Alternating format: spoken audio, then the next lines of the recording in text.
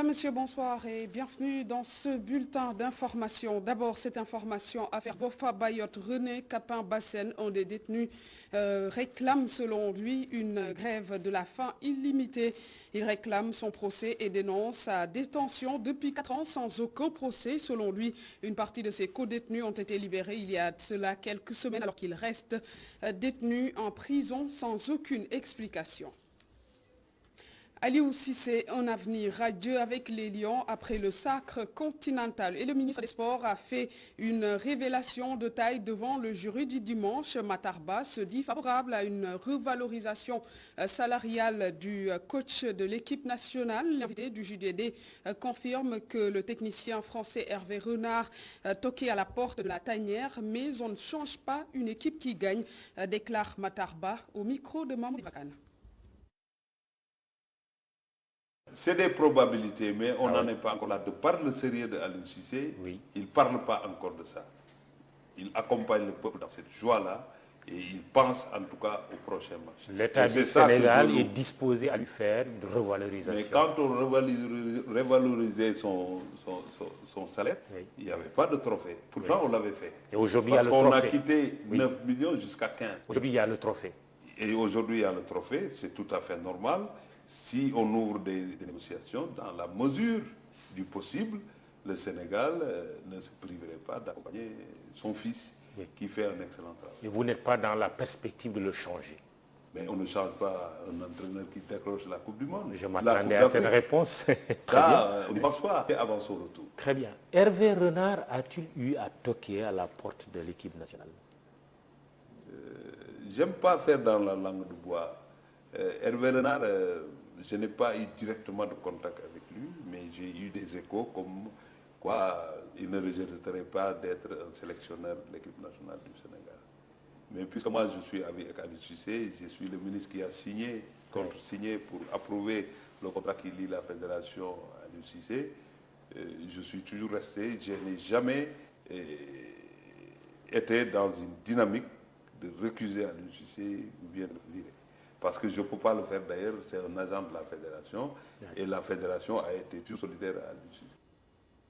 Le Sénégal est champion d'Afrique de football il y a de cela une semaine et la polémique autour des primes des Lions continue d'enfler. Interrogé sur le sujet, le ministre des Sports précise que ni lui ni son collègue Abdoulaye Sow ne font partie des bénéficiaires de terrain. Matar Ba assure que les critères d'attribution des primes de performance sont définis sur la base d'un arrêté qu'il a lui-même signé au mois d'août 2021. Il était l'invité du JDD. Voici la synthèse signée Abdourahmane Ly. Pas dans le mauvais sens. Le ministre des Sports met les points sur les primes. Matar Ba explique avoir renoncé à sa prime de performance en tant que chef de la délégation officielle à la Coupe d'Afrique des Nations. Les terrains dont les joueurs et membres de l'équipe de performance du Sénégal ont bénéficié. Il n'est pas le seul, poursuit le ministre des Sports, qui évoque le nom de Abdoulaye Seydou Sow, deuxième vice-président de la Fédération sénégalaise de football et par ailleurs ministre de l'Urbanisme. Il n'y a pas de terrain donné à un ministre. C'est ça que j'ai dit. J'ai dit qu'il y a des choses, les gens devraient, comme l'ensemble des Sénégalais, se concentrer sur ce sacre-là qu'on a cherché pendant 60 ans, que de parler de ce que le chef de l'État a fait. Ce que le chef de l'État a fait, c'est ses prérogatives, il doit le faire, il l'a fait. Il l'a fait au nom du peuple sénégalais, c'est ce que j'ai dit.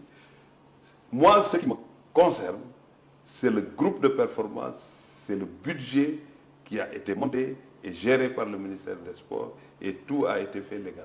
Et c'est légalement que le ministre des Sports et le deuxième vice-président de la Fédération sénégalaise de football ont été décorés à titre exceptionnel par le chef de l'État.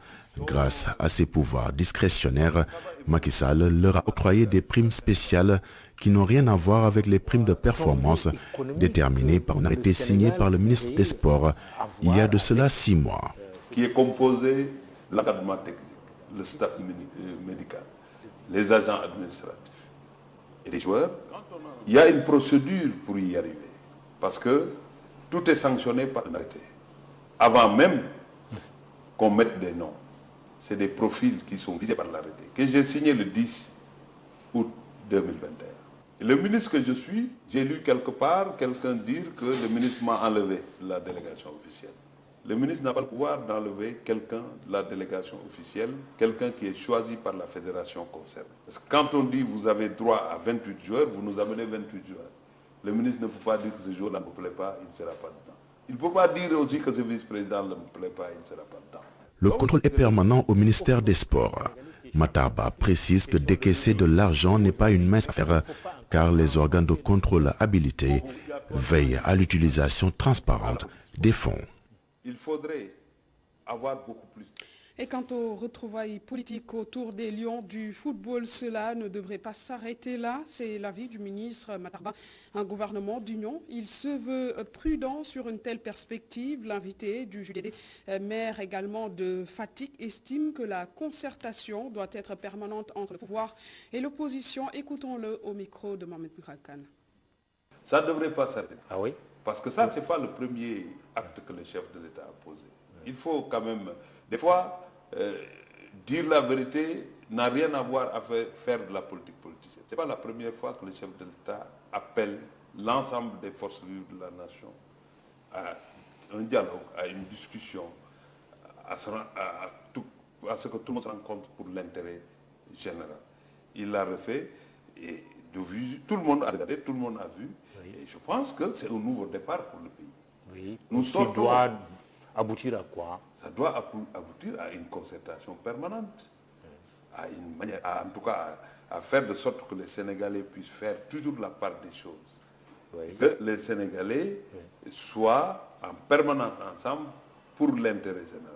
Au niveau gouvernemental, je n'ose pas. Puisqu'on est à la veille de la nomination d'un Premier ministre et éventuellement la formation d'un nouveau gouvernement. Je ne peux pas m'aventurer.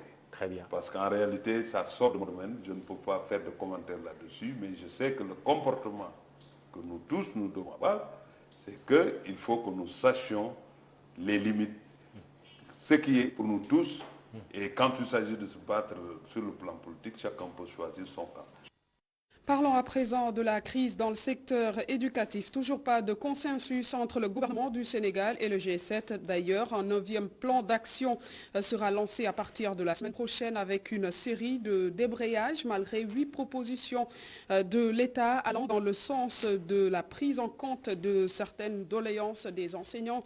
Ces derniers refusent catégoriquement de suspendre le mot d'ordre de grève. Le compte-rendu de Marem Diaye. Pendant que les parents d'élèves étaient dans la rue pour exiger la reprise des cours, le gouvernement rencontrait les syndicats d'enseignants du G7 pour trouver des solutions. Cette réunion est la 2e du genre. 8 propositions ont été soumises à l'appréciation des syndicats d'enseignants. Aujourd'hui, le gouvernement, sur instruction du président de la République, il a été fait un certain nombre de propositions. Exactement 8 propositions ont été soumises à l'appréciation des enseignants.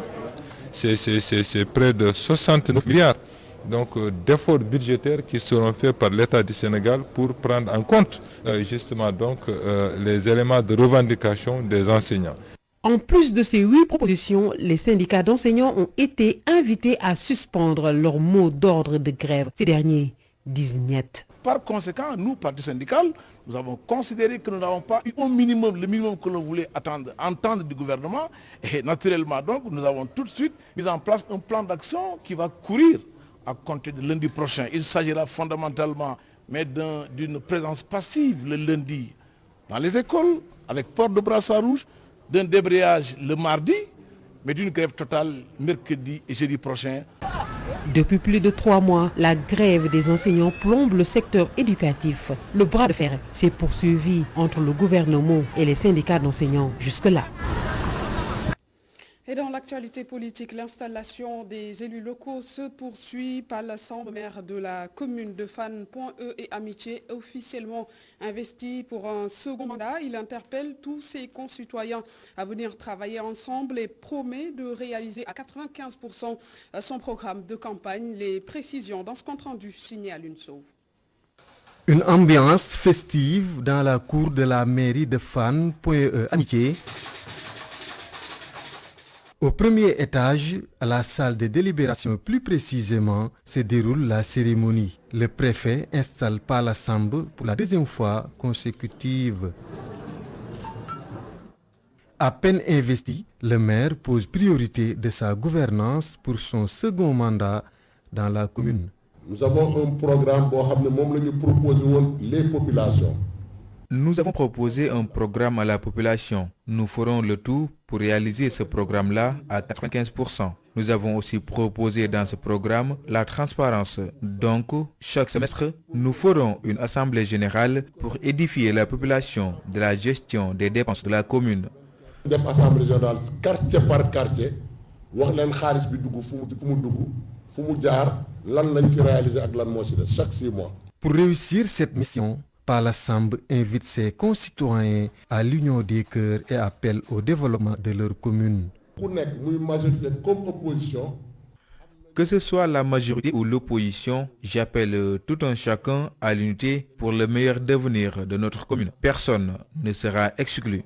Ñooñu nag fu fa waay nekk dinañ la seet dinañ la jëli nga andi sa xam-xam pour ñu développer suñu commune.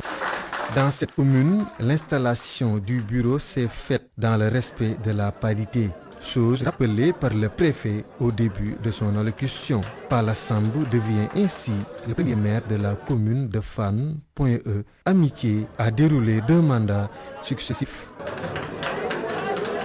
Kaolack a aussi installé son nouveau maire, Serigne Mboup. Il a appelé la nouvelle équipe municipale au travail. Le nouveau maire de Kaolack a aussi offert un bus et une tractopelle d'une valeur de 150 millions de francs CFA. Serigne Mboup que je vous propose d'écouter au micro d'Adama Sarr.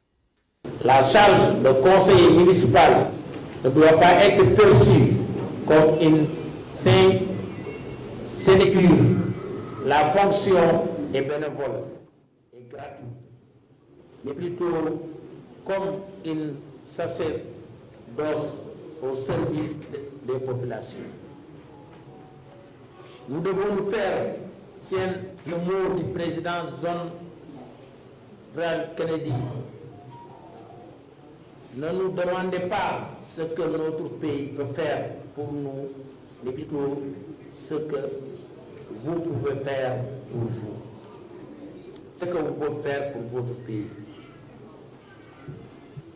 Pour vous informer, je profite pour cette occasion pour vous informer que j'ai décidé